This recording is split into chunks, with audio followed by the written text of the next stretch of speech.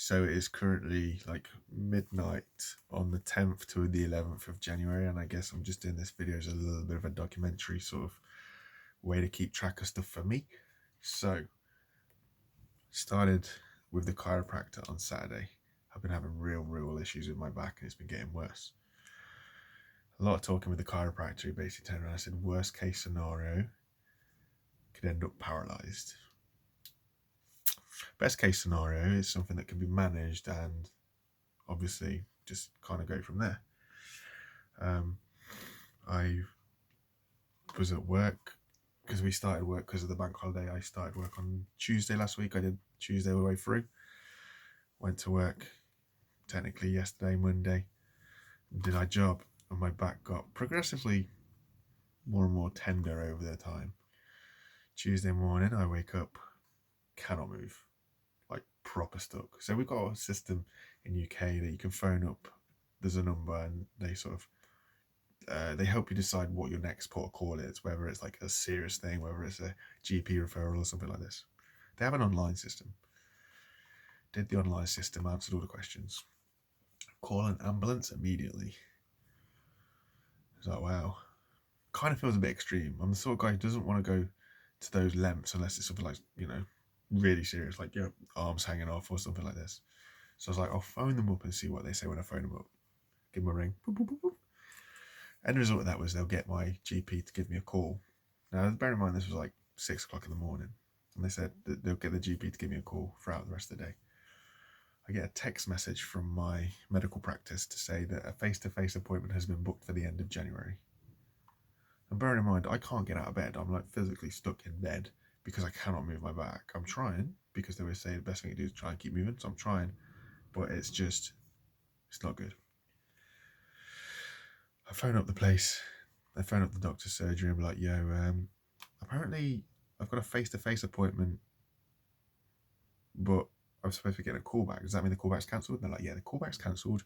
The doctor reviewed your case and decided that a face-to-face appointment is fine. I told them, I was like, I did the one, like the online thing, and it was like telling me to call an ambulance, and you're telling me that I can wait till the end of the month. They're two very different extremes. And all I got was, yep. Down goes the phone. So I phoned the system up again, trying to explain, like, this is my symptoms, this is what happened. Like, yeah, we'll put a note on your file to say that your symptoms have got worse. Expect the doctor to call you back. Well, it's been all day. I've had no call back from the doctor. My pain has increased and got worse. The staff, the NHS system, our medical system, goes on strike tomorrow. So what I've done is I've booked myself in privately for an MRI scan, and I still won't have those results reviewed by a professional for another week. The issue that I have is I was downstairs, I just had my dinner.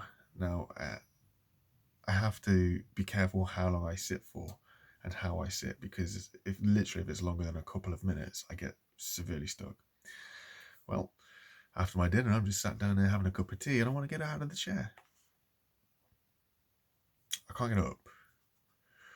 But I can get to a point where I'm almost up, but then my entire back just tenses up. And I just sink back into the chair. I burn up. And I go really faint. Like really faint. I feel the colour drain from my face. My vision goes all blurry. And luckily I'm with my family, like, I need a bucket because I feel like I'm going to be sick. And my mum's like, are you okay? And I'm like, no. I'm like right on that verge of passing out. I've experienced it a lot, so I know what I know what it's like. I know what's happening. So I'm just trying to breathe, trying to keep calm, trying to keep cool, trying not to throw up, and trying not to pass out. But here I am. On one hand, I'm being told that it's severe enough to call an ambulance, and that it needs investigating because it could be so severe that I end up paralyzed. And on the other hand, basically told that I can wait for the end of the month. And quite honestly, it's kind of scary. I'm not going to lie. From going from this active kid who was playing rugby 3 times a week and running around doing everything else, just struggling to get out of a chair or even get out of bed. It's quite scary. And I know that our NHS system, I love the system. I've been such a fan of it because it does work. but it's under so much stress at the minute. If I need something happening, the wait is going to be crazy. And if I can't even get a doctor to call me back today just to try and get some pain medication or something, I don't know what happens.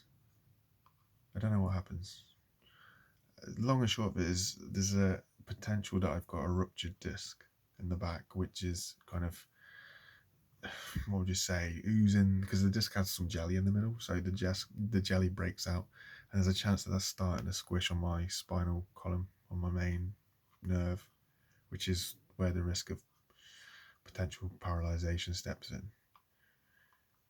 Without it being investigated, I don't know, which is why I personally decided I've got to fork out the money and go privately for a scan, because I need to know if it's that, how serious it is, where it is.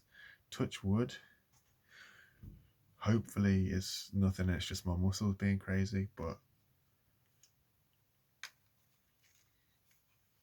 I don't know what to make of it. And I'm trying not to show my family that I'm worried, but I'm worried.